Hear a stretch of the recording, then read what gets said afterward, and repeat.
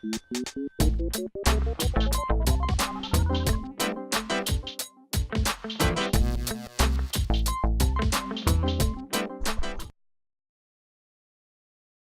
are T-minus 30 seconds from ignition here, and I need a final go, no go for flight. Capcom? Go.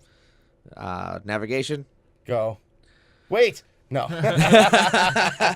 Welcome back to the Science Nights. We are doing part 2 of the Apollo series.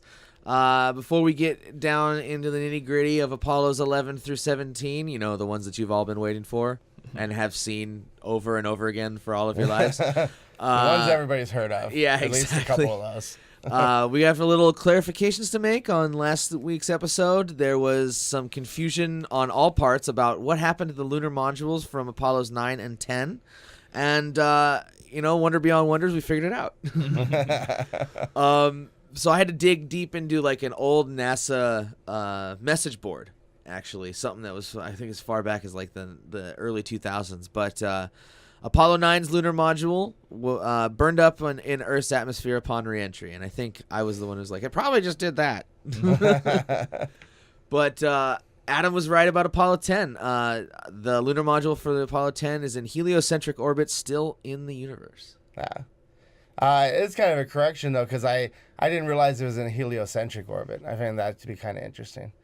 Right, you'd think it'd be geocentric. Yeah, I thought they would have just parked it in Earth orbit, but they may have just not wanted it to crash back down, so they'd rather send it out. Yeah. You know? Or maybe conflict with any of the numerous satellites that they knew were coming. Yeah. Well, if you don't constantly maintain something, it's always going to come back down to Earth, unless you send it out the other way. You know? Yeah. I wonder if they know where it is exactly. But if it doesn't have any power, I doubt it. Yeah. It's just dark somewhere. Yeah. I'm going to use the power of my editing software now to insert the 30 seconds to launch of Apollo 11.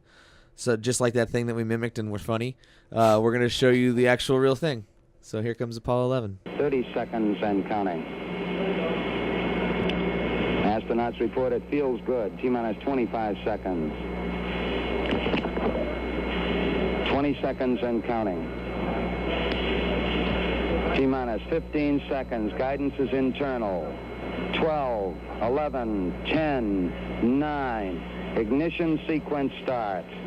6, 5, 4, 3, 2, 1, 0. All engine running. Liftoff. We have a liftoff. 32 minutes past the hour. Liftoff on Apollo 11. Tower cleared. We got a roll program. Neil Armstrong reporting the roll and pitch program, which puts Apollo 11 on a proper heading. That 1 million people showed up in Federal Way. 1 million people showed up in Florida to view that launch. It was monumental. After the successful dress rehearsal of Apollo 10, Apollo 11 was literally the eagle from America. But let's see some of the details. It was launched on July 16th, 1969, and it returned on July 24th, 1969. The mission duration was exactly 8 days. The crew was Neil Armstrong as commander, Edwin Buzz Aldrin as the lunar module pilot, and Michael Collins as the command module pilot. The call signs of the two modules, the command module was Columbia, so when all the astronauts were up there, they were getting called Columbia. And then when the lunar module was going down, it was called the Eagle. Have you ever heard Neil deGrasse Tyson go off on his thing about why he doesn't understand why it was called Eagle? It shouldn't have been called Eagle because an eagle wouldn't be able to fly on the moon. No, I haven't. I haven't. What does he think it should be called? I don't LM1. remember a suggestion necessarily. He's just nitpicking. Yeah, pretty much. Just a comment on the fact that an eagle couldn't fly on the moon. So I mean, then an what would eagle you would call be it? useless on the moon. I like Neil deGrasse Tyson for that reason. He's not afraid to be like, this is absurd. A lot of things are absurd. Indeed. This is a really small detail, though. Yeah, it is. Oh yeah. I don't know what you would call it otherwise. I mean, besides you could just call it the lunar module. I mean, but the lunar module call sign being the same as the ship module. I mean, really, you could call it anything. Houston, the hopes and dreams of an entire nation has landed. I guess they could have just called it Hope, but Hope has landed is a little. Yeah. The Eagle has landed. That's good. So there's a couple cool other things about Apollo 11 that I think we should note. One of them being the patch, the Apollo 11 patch, which I will show here. For you audio listeners, be sure to check out the YouTube channel. It is the only patch of the Apollo program that does not carry the 3 astronauts' names on it. The crew together was like, if this doesn't include all of humanity, then it's not going to include us. So they were like, yeah, keep our names off of it. And it's the Eagle dropping an olive branch on the moon, Which is with the Earth in cool, in background. iconic. Yeah, and let's see. Another cool thing about this landing was that Mr. Neil Armstrong himself had to pilot the lunar module manually at the very end of the descent. So apparently, after they uncoupled from the command module, the Eagle began to set off a 12:02 program alarm that it was experiencing prior to the landing, which flashed up an ATT hold, which means that it was up to Armstrong to adjust attitude, and then the computer would have to go back to it. The reason it did that was because it was receiving a load of spurious data which used up 15% of its extra of its load capacity, and that was too much data. You guys can probably explain the size of this computer a little bit better. We did, because we looked this up right before the show because we thought it was interesting. And apparently the guidance computer, the Apollo guidance computer, was a 2 megahertz 16-bit computer with like 2 kilobytes of RAM. Or 2,048 words of memory, Yeah, which we had never heard of before. Yeah, I had never heard of it categorized that way. I guess it's like an archaic way of describing bits. Yes. Of a measurement instead of saying like megabyte or something along those lines. Which is a little more international now, I suppose. I believe so. Or it's the standard. I mean, most the smartphones that we looked this information up are like 1,000,000 times more powerful than Your Arduino that you buy at an electronic shop is more powerful. Would this compare at all to an Atari? Because an original Atari, wasn't that like 32-bit or was it 16-bit? That's a good question. I think it's it'd be 16-bit, right? Yeah. No, yeah. Adam made the great joke, Peter made the great joke, like, you can do a lot with 16 kilobytes or whatever, and Adam was like, yeah, you can go to the moon. not us though. Not us. I made the mention that they put a lot of work into making sure that each piece of data was as small as it could possibly be in order to get this to happen. Every bit has to be accounted for in that sense. And every bit has to mean something. If you have extraneous data, you have to trim it. That'd be the problem then when you're getting the extra data from the... Yeah, so it spit out an error code that said, I'm overloaded. I'm too much going on. Help. And so Neil Armstrong, down to the moon.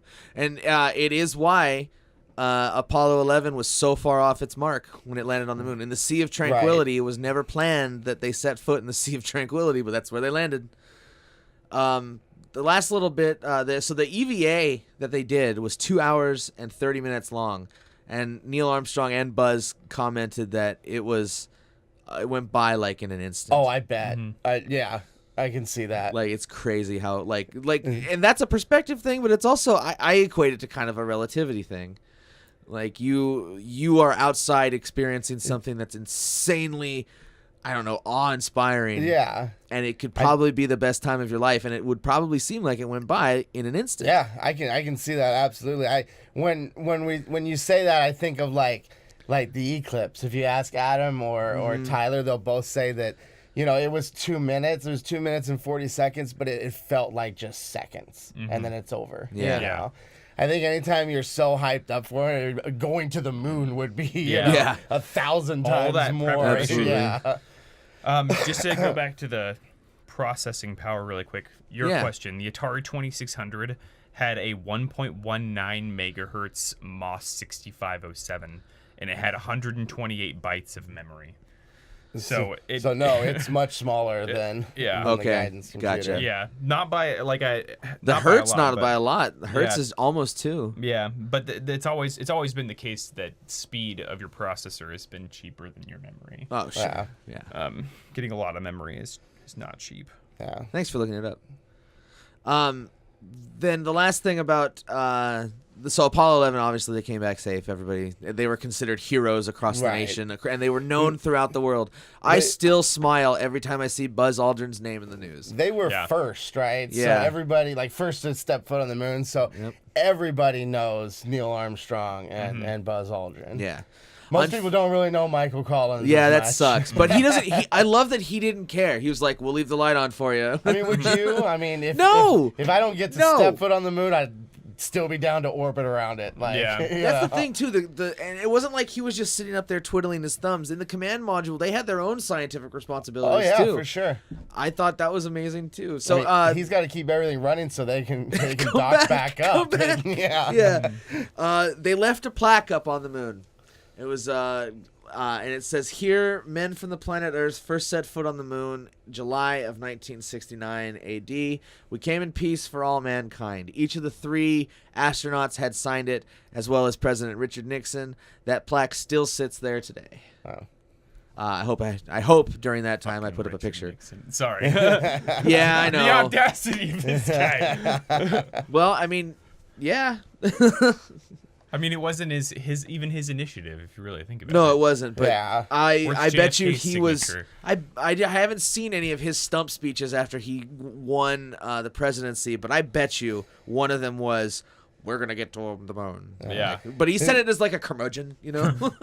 But to be fair, on the same note, right? Like when people think of the moon landing and the presidency, you think of JFK. Yeah. Of course, yeah. So- And that awesome rice. I mean, you speech. know that it was Nixon that was in office during, but Yeah, absolutely. Well, let's move on from the great and powerful Apollo 11 and let's talk about Apollo 12. This took place the same year as Apollo 11, November 14th through November 24th, 1969, and this mission duration was 10 days. The crew was Charles Pete Conrad Jr., commander. How the hell is Pete a nickname anyway? Richard F. Gordon Jr. was the command module pilot, and Alan L. Bean was the lunar module Oh, pilot. poor Alan. The only one that doesn't have a junior in his name. Shucks, I'm left out, guys. I wish my family was. I wish my family wasn't as creative in our naming process. So, unlike the first landing of Apollo 11, Conrad and Bean, they achieved their precise landing. They landed right where they were supposed there was to. some updates. They to that have some guidance memory computer. overflow. Yeah. What did you say though? That guidance computer was used from '66 till like 75. Wow, so it was used for 9 years. Yeah. And it was probably It, updated. it was the yeah. Apollo guidance computer, so I'm sure that the amount of effort they had to put in to build it and program it, like they didn't want to do Yeah. that again for each, you know. No. And computer technology at this point wasn't really like evolving quite as fast as As it is It now. was, but it was so little Little- bits yeah. each time, you know. Little bits. words, actually. Just kidding. Yeah. Little words. So it was they made their precise touchdown where they were supposed to, and it was all great. So Bean, Alan Bean, the lunar module pilot, was supposed to bring up the first television camera. Yeah. And that would have been awesome, right? It was a color television camera. We would have seen in standard def the view from the moon. And when he set it up, he pointed it directly at the sun, and it blew one of the tubes inside of this old TV camera. And that's all she wrote. The broadcast started and stopped right away. Did it transmit any data? Do you know? I don't or- think so. I Yeah. think if Not it even a did, it friend. would have been like Yeah. a "Beoop." Or like a wah, wah. Yeah. Let's see. Conrad, who was shorter than Neil Armstrong, stepped out on the lunar surface for the first time, and he goes, "Whoopee, man! That may have been a small one for Neil, but that's a long one for me." This was not an off-the-cuff remark, though. It was reported that Conrad had made a $500 bet with a reporter and said he would say those words after she queried whether NASA had instructed Armstrong what to say as he stepped onto the moon. Conrad later said he was never able to collect on that money. Whatever. He got to go to the moon. Yeah, I feel like though, if you're using your touchdown words, Your you one should chance get, to say something. That, yeah. $500 for that. What reporter made $500? I mean, come on. That's true. This was back in '69. It also, I mean, like that a was year's like the salary. heyday of news. I mean, that was one of the heydays of news reporting was that era. Yeah. I mean, that's where Woodward and Bernstein got their start, and then they eventually, took out Nixon. Took him out with information. Yep. I wish someone would do that with 45. Oh yeah, but but hopefully not. But Apollo 12 returned to the Earth safe and sound on November 24th, 1969. And let's move on to Apollo 13, one of the greatest movies ever made. Let's just blow right over that. No, Apollo 13 was launched on April 11th and returned on April 17th. The mission duration was 5 days, 22 hours, 54 minutes, and 41 seconds. The crew was Jim Lovell as commander, Jack Swigert as the command module pilot, and Fred Hayes as lunar module pilot. It was launched at 13:13 Central Standard Time from Kennedy Space Center, but the lunar landing was aborted after an oxygen tank exploded 2 days later, crippling the service module upon which the command module depended. Despite great hardship caused by limited power, loss of cabin heat, and shortage of potable water, and the critical need to make makeshift repairs to the carbon dioxide removal system, the crew returned to the Earth safely on April 17th, 6 days after launch. I can only imagine being without cabin heat in space. Yeah. That reminds me of that scene in Apollo 13 where he took out the hot dog and then tried to eat it and then whacked it against the like a metal rod inside of the cabin. And Yep. It's like, nope, I guess I'm not hungry. Yeah.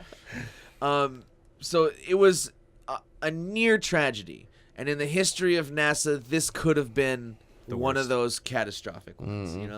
It wouldn't be the worst one. It wasn't the worst one as of yet, and it won't be the worst one in the history of NASA. No. But to the credit of the crew, and I think it's best expressed in The Martian, actually, is how they do. You solve the first problem, and then you move on to the next. Yeah. They never stopped giving up hope. They Right. were always like, well, we're turning around and we're coming back. I think it speaks to the level of ingenuity and ridiculous willpower that these people have. Plus, they're astronauts. They sat on a rocket to go to space. They're pretty crazy. Yeah.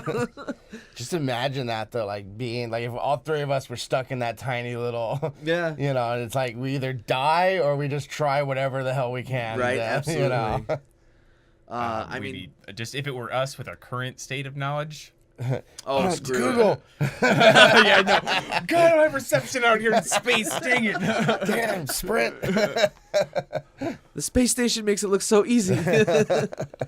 But before we get away from Apollo 13, let's mention some fun movie facts. And I picked these out specifically because they are based in astronomy and NASA history. So first of all, Jim Lovell was in the movie. He's in the movie. He's on the aircraft carrier when they pick him up. But he wore his old Navy captain's uniform in the scene where he greets the astronauts aboard the USS Iwo Jima. Ron Howard said, "Hey, I'm going to make you an admiral." Lovell said, "I retired as a captain. I'm going to wear my captain's suit." Or, "I retired as a captain, and a captain I will be." Yeah. And, this is pretty cool. Yeah, definitely. So Tom Hanks, who played Jim Lovell in the movie, he has an asteroid named after him. Nice. 12818. Tom Hanks, 1966 GU8. And it was found in 1996. 1996 GU8. God. I will lose the dyslexia one day, I swear. Negative. And so there's a pivotal moment in Apollo 13 where Tom Hanks turns to Bill Paxton and the other actor who I'm blanking on right now. It's Kevin Bacon. Yep. He turns to them and is like, "Gentlemen, what are your intentions? Mine are to go home." It needs some context. Lovell actually did say this during the flight. It seems slightly forced and out of place. This is because when he said it on the mission, they were just coming out from the far side of the moon and had a critical engine burn coming up. Since it was Jack Swigert and Fred Hayes' first mission, they were taking pictures instead of preparing for the burn. That's why Lovell said the line, adding, "If we don't get home, you won't be able to have your pictures developed." Yeah. I like this so much. I like to think that today that would be them taking selfies. Before selfies were selfies. But what I love about it is these guys are crazy, but they're still human. Oh yeah. You know, yeah. it's that dichotomy or that juxtaposition of like everyone experiences this, and these guys experience something no one else has experienced. Yeah. You know, I love it. Let's move on to Apollo 14. This was launched in January, and just like with other catastrophes in NASA's history, we just keep moving. We can't stop. That's not going to be You the learn end. from your mistakes and grow Absolutely. from there. So. This was January 31st through February 9th, 1971. The mission duration was 9 days, 1 minute, and 58 seconds. The crew was Alan B. Shepard Jr. as commander, Stuart Roosa as the command module pilot, and Edgar Mitchell as the lunar module pilot. This one also successfully touched down on the moon. No props. No problem. And right where it was supposed to be. And to date, let's see, Shepard and Mitchell had the longest EVA, 9.5 hours almost. Wow. Yeah, and they spent, this was over the course of a couple EVAs, and they spent a total of 33.5 hours on the moon. Wow. Nice. Shepard hit 2 golf balls on the lunar surface, yeah. which I think is great. And they actually also... That suit's got to mess up your form, though. I gotta say, they couldn't have been good strokes. Yeah, but the lack of gravity helps. Yeah, right, So. yeah. It's cheating. Also, well, the spacesuit, right? You're so huge and unwieldy. Like how do you hold the club exactly? Right? I'm gonna hold it like this. And then, I think that's why he's one of the other astronauts that a lot of people know of. Shepard. More than, Yeah, absolutely. Yeah. So you gotta go to the moon. You gotta do something memorable then. You know. Right.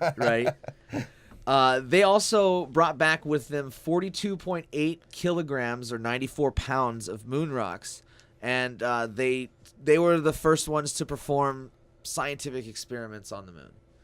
They started doing things with like Well, the other gravity. ones did some too, didn't they? But their mission was like science versus just going. Can we do it again? Yeah, exactly. Right. While Shepard and Mitchell were on the surface, Stuart Roosa in lunar orbit also performed scientific experiments as well as photographing a lot of like detailed parts of the moon's surface. Nice. It's also included the landing site of Apollo 16's. They landed there from his pictures. Oh, okay. Based on the information he gathered, Yes. that's okay. I see. Fun fact: Stuart Roosa took several hundred different kinds of seeds with him up to the moon, and then he brought them back. They were supposed to be in separate containers, contained and sealed. Mm-hmm. They had gone to space, and the experiment was, let's see if things that go out into space and come back can grow. Well, the integrity of the canisters broke on decontamination when he came back to Earth. So the scientific portion of those seeds' lives was null. Like, Right. we don't have control over It's those variables contaminated now, anymore. so We it's can't. not- It's not going to give us credible, verifiable results. So that's too bad, but they actually did not go to waste. The hundreds of seeds ended up being disseminated across the world and were planted and became moon trees. Now, before we get to the rest of the moon tree story, we got to point out that Shepard, Roosa, and Mitchell landed safely back on the Earth February 9th, 1971 in the Pacific Ocean. It was one of the first Pacific Ocean landings, I think. Or it was just rarer that they land in the Pacific Ocean. Or I'm making that up. Well, I guess they wouldn't normally land in the Atlantic, I guess. I'm not 100% sure on that. That's going to be another... Josh corrects himself. correction, or just Peter edit looks this it all up real out. quick. Yeah. I'm gonna try. So recently, Florida, one of these moon trees was planted in the 1970s at Kennedy Space Center, and it was a specific sycamore tree that Stuart Roosa was like, "Look, we'll plant this one here." Yeah. And it grew for 40 years, and then Hurricane Irma came through and ripped it out of the ground. Now, was that the last moon tree, or was that No. just notable because it was the one at... It was notable because it had a plaque on it, and I think if you go to our website, I have a nice little story about the moon tree in Kennedy. It's called One Less Sycamore. Wah, wah, it's too bad. But let's see, it stood for 41 years. Okay for a tree. Kind of Yeah, it's kind of short, Yeah, right? yeah. But there was a there was a plaque that was inscribed with it, like all NASA things. And had a plaque. Right. It says, "This sycamore was grown from a seed and carried on the Apollo 14 mission by the astronaut Stuart Roosa and germinated by the U.S. Forest Service. Forests greeted the first explorers to these Florida shores. They provided material for pioneers' meager existence and are a part of the bold, rich heritage that led man across the threshold of space. Planted on June 25th, 1976, Division of Forestry, Florida Department of Agriculture, and CS, U.S. Forestry Service, and NASA." It's a great, like, if you, I tell you, go to our website and you can see all these pictures. I'll include them here on the video, but if you're listening audio, Nice. But yeah, Irma ripped it out of the ground after 46 years. It's too bad. It's unfortunate. But there are other moon trees out there, and they weren't all just sycamores. There were Douglas firs that went up. There were a series of different seeds that went up. Gotcha. It just was a really hard hurricane season this year. Yeah, it's just terrible, So- man. I mean, it was terrible all around, and it was like, what is it with it? What is it with the nature and hitting NASA? It hit Houston and it hit Kennedy. No, Apollo 15 was July 26th through August 7th, 1971. Mission duration was 12 days, 7 hours, 11 minutes, and 53 seconds. The crew was David Scott as commander, Alfred Worden as the command module pilot, and Harrison Schmitt as the lunar module pilot. Let's see. This crew had actually previously served as the backup crew for Apollo 12, and there was like a friendly rivalry between the primary and backup crews. I wonder how friendly it really was. Yeah, though, right. You know. The prime rivalry was some of these people were representative of the United States Navy, some of these were the United States Air Force. Right. Force. So the backup was the Air Force, right? Yeah, So there- yeah, exactly. They were so the probably Navy like, got to go first. you Yeah. know? I don't know. That space kind of gets equated with like the sea more often than It does. anything. So I can, Well, you know. maritime law applies in outer Yeah. space, as long as you're not in something that's like owned by a certain group. Like if you're in the ISS, it's a joint venture between NASA Right. and Russia. But if you're in like just a NASA module, then you're on American soil essentially. Well, property or whatever it would be, right? You can't own anything Did in you just space. fix the space? I did. Okay, I was actually really wanted to fix the space. So thank you. Yes. So this is one of the first of NASA's J missions. If you think about it alphabetically, Apollo 1 was supposed to be the A mission, and then Apollo 11 was like F or H. Wasn't or it? something Yeah, like that. F, I think. J missions was like it was longer stays on the moon with a greater focus on science. Well, this is where we start to see NASA go from explorers to experimenters. Right. They do a And bit of this both is all the time now. what? They do a bit of both all the time now. Yeah, absolutely. Yeah. Let's see. Commander David Scott and module pilot James Irwin. Did I get that name right? No. Mm-mm. Yeah, okay. I guess Harrison Schmitt had to bow out, and James Irwin became the lunar module pilot. They included 18 and a half hours outside on an EVA. The mission landed in the Hadley Rill in an area of the Mare Imbrium called Palus Putridinus, the Marsh of Decay. Gross. What is it? There's no water. Like, But we thought Yeah. there was at one point. We oh, thought that's there right. was. Okay. Because we thought all the big dark spots were water. Yeah. But now they we were- know they're old lava flows. So. Gotcha. They collected 170 pounds of lunar surface material, the most brought back ever since. Well, no, to that point. At the same time, the command module pilot orbited the moon using the scientific instrument model, the SIM, in the service module to study the lunar surface and environment in great detail with a panoramic camera, a gamma ray spectrometer, a mapping camera, a laser altimeter, and a mass spectrometer. And a lunar sub-satellite was deployed at the end of Apollo 15's stay, and it is still in lunar orbit, and it was the first one for the Apollo program. So They essentially performed LiDAR. on the yeah, moon. I would say. I mean, these guys, they tested everything. That's awesome. Yeah. Yeah. This became like But- of the Science Night stuff. This became the most sciencey mission. Well, you can't go there very often, so you got to try to do as much as you Get can. it in while you when can. Yeah. They returned safely to the Earth. Apollo 16 was launched on April 16th through April 27th, 1972. 11 days, 1 hour, and 51 minutes and 5 seconds. The crew was John Young as commander, Thomas Mattingly II as the command module pilot, and Charles Duke Jr. as the lunar module pilot. Young and Duke spent 71 hours on the moon. 3 Wow. days. Yeah. They conducted 3 EVAs, I bet they totaling didn't 20 think hours. it went by like that. No, they were probably like, this is like a camping trip. This is insane. I just want to lay down on my bed. Right? This pair were the first to drive the Lunar Roving Vehicle, the Nice. LRV. Nice.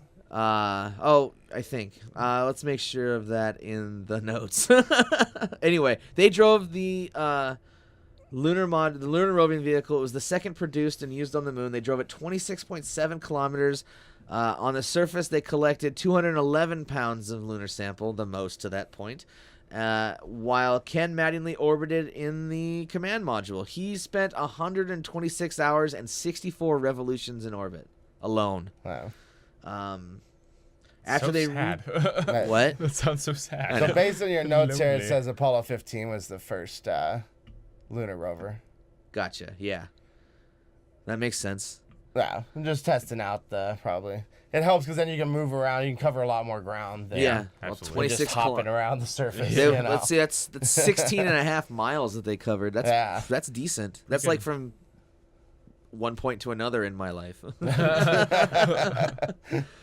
Apollo 16's landing spot was in the Highlands, and it was chosen specifically to allow the astronauts to gather geologically older lunar material than the samples obtained from the first 4 landings. That's pretty cool, Nice. It is. considering we recently had a geology episode come out. I kinda like there you that. go. Yeah. Let's see. We gotta get cracking here. We're running long. Apollo 17, December 7th to December 19th, 1972. Mission duration 12 days, 13 hours, 51 minutes, and 59 seconds. The crew was Eugene Cernan as commander, Ronald Evans as command module pilot, and Harrison Schmitt as the lunar module pilot. Maybe this was his chance. It was the first night launch of a U.S. Rocket. That's cool. It's interesting. And the final manned launch of the Saturn V. Yeah. The Saturn V has been launched since, but it's Just the last not- manned one. Not on Yeah. manned missions. I right? wonder if they did the night launch on purpose or if it was just their window of opportunity happened to be on night this time. I would think that's what I was thinking. It was just the transfer window. Which is key if you're trying to hit the moon. Right. If you're Actually, trying to it's hit the key in moon any and- launch. And you have just a very specific amount of fuel. Yeah. You know, so everything has to be calculated exactly. Cernan and Schmitt spent 3 days on the Taurus Littrow Valley and completed 3 moonwalks, doing experiments and taking lunar samples. Evans took scientific measurements and photographs from orbit using the SIM, and that was it. The reason they chose the landing site they did, it was a lunar highland, older than the impact than formed on the previous one. And it was to investigate the possibility of new volcanic activity in the area. That's interesting. It was the last time that humans traveled below low Earth orbit. It was also the first mission. Beyond Earth low orbit. Earth. Oh, yeah, Earth yeah, orbit, sorry. Because after that, it's just missions to ISS Yep. and stuff. So. It was also the first mission to be commanded by a person with no background as a test pilot, and the first to have no one on board who had been a test pilot. The mission broke several records, obviously longest moon landing, longest extravehicular activities, largest lunar sample, and longest time in lunar orbit. That's a given. They've all been the longest as they succeed. As Yeah. they go, yeah. It's true. But it's kind of sad at the same point, right, that was the last one then, Yeah, you know. absolutely. It's Had like more we were mission getting parameters. better and better at it, and Yeah. then the government was like, well, let's cut funding because now it's just science and it's No not one as cares about popular science anymore. Yeah, Yeah. which sucks, man, because I know. So scientifically, we probably could have learned so much more if we kept going back and forth to the moon, and the ramifications of something becoming routine like that would mean that we made it more customary to humans instead of it being like a testing thing. Right. We would be further along in our development into the solar system if that funding hadn't been cut, I imagine. Oh, I don't doubt that at all. We would already have a moon base, I Yeah. think. Yeah. Well, there was a lot of plans for that, and they had, because of that funding cut research for those things. And actually, the research would have branched out, just like everything at NASA does. Like a lot of technology leaks out into consumer products or into our Yeah. our world. And like they had new nuclear reactors designed specifically for being on the moon and being super lightweight that could have been used now. Yeah, and like right now the focus is all on Mars, right? Like everybody's focused on let's get on to Mars. Yeah. But really, if we had a moon base set up since like the 80s, we could be testing out a lot of those habitat plans and stuff that they have for Mars. You know, I mean the conditions aren't exactly the same, but it's still something that you could test.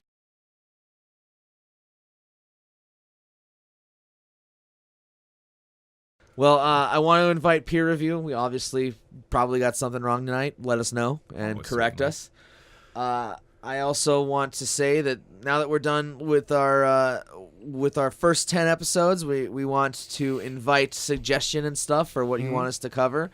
Apollo was a big thing because the anniversary of the launch is coming up again.